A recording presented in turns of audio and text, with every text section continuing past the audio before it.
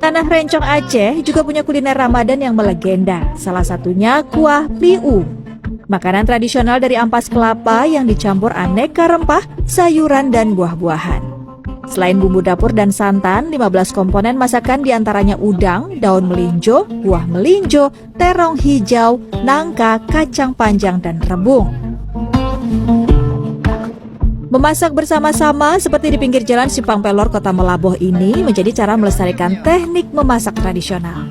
Setelah matang, sajian ini dibagikan secara cuma-cuma bagi pengguna jalan yang melintas, khususnya warga yang kurang mampu. Pliu ini enak sekali rasanya. Ini adalah masakan yang disukai oleh orang-orang tua kita zaman dulu. Kuah pliu khas Aceh, bahan masakan yang jumlahnya banyak, cara memasak yang bergotong royong dan saling berbagi hidangan menjadi simbol kebersamaan umat muslim saat Ramadan.